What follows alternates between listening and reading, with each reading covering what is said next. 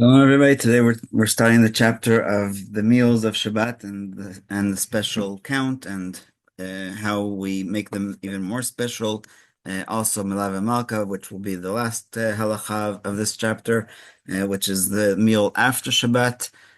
So one of the promises that our rabbis said was that whoever has the three meals on Shabbat is going to merit uh, to be saved from the three future troubles, the troubles of the footsteps of the Messiah, what's called Ikveta the Mashiach, the troubles of the Gog and Magog, which in English, for some reason, they call it Armageddon, and the troubles of the Galut and coming out of it. So I was looking at different books, and one of the books that was published actually during the Shoah, during the Holocaust, is called Ba'acharit Hayamim, which means the end of days.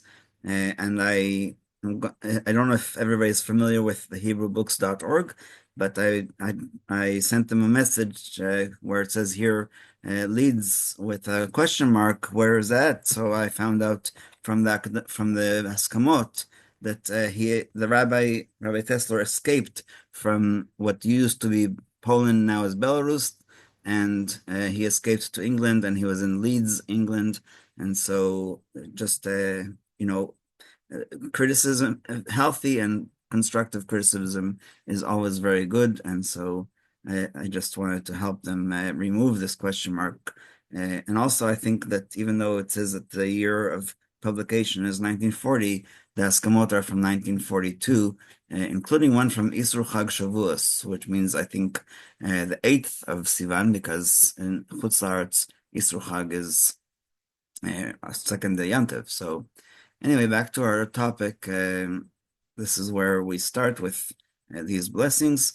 So the sages state, one who eats three festive meals on Shabbat is spared from three misfortunes: the birth pangs of the Messiah, condemnation to hell, and Armageddon.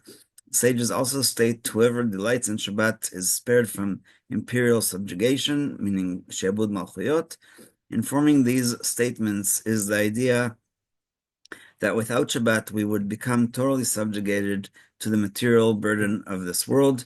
We would work nonstop in order to sustain our bodies and provide them with pleasure. We would forget our divine souls and find it difficult to elevate ourselves towards divine ideals. Our spiritual inclination would be suppressed and silenced, and we would consequently sink into all the world's faults and perversions, which are the cause of all calamity.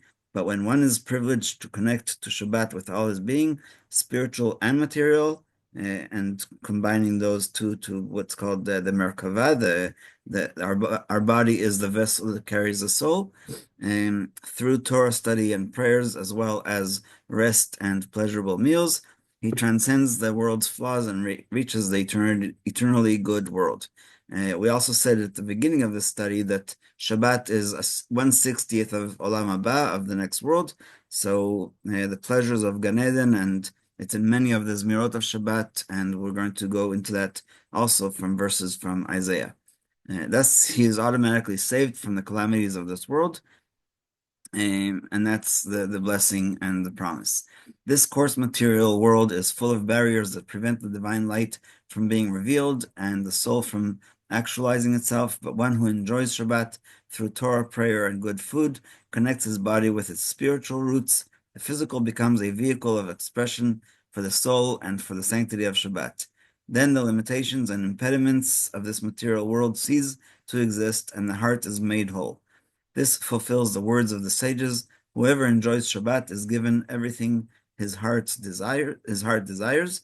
And we say in Birkat Hamazon, Retzeh v'achlitzenu. Retzeh is from the word of desire and will. So Hashem wanting us and we wanting to spend time with Hashem combined makes that possible.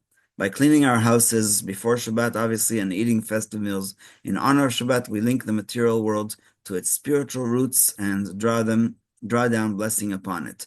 This is the meaning of the statement of the sages: one who honors Shabbat merits wealth.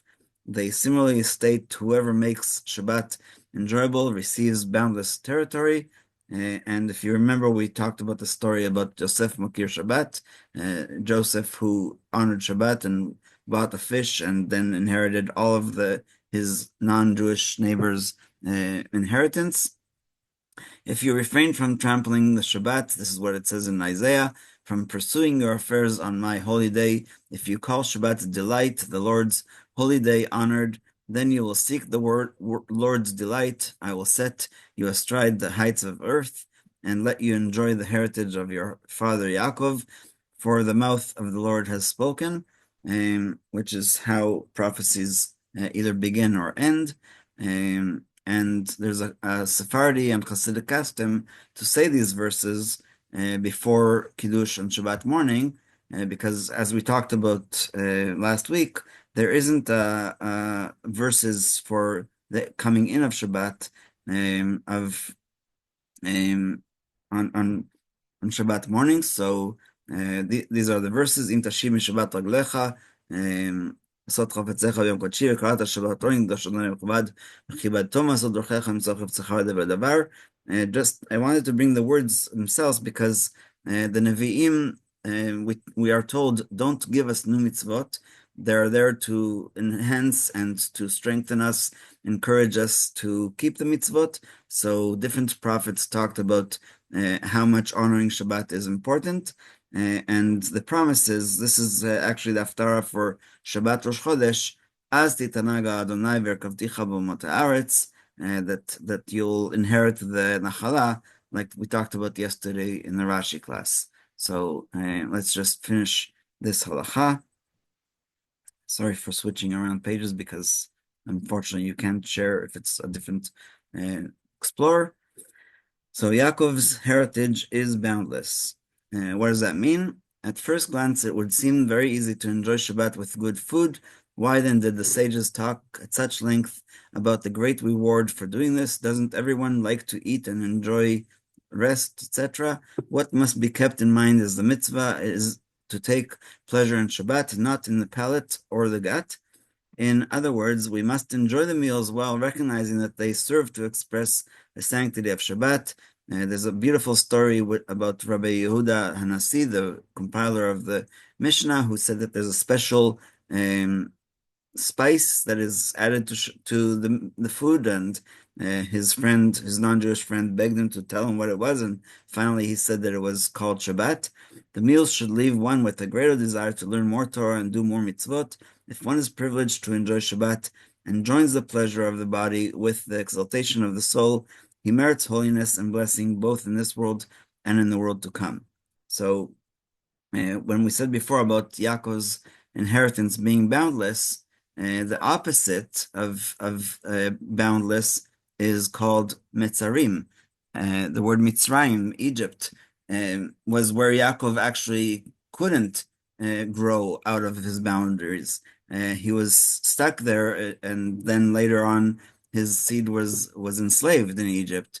But the Shabbat, and like we talked about last week about keeping Shabbat in Egypt, is actually what it says in the Halal Lo Mitzarim, without any boundaries, and that's how we exemplify this kind of idea.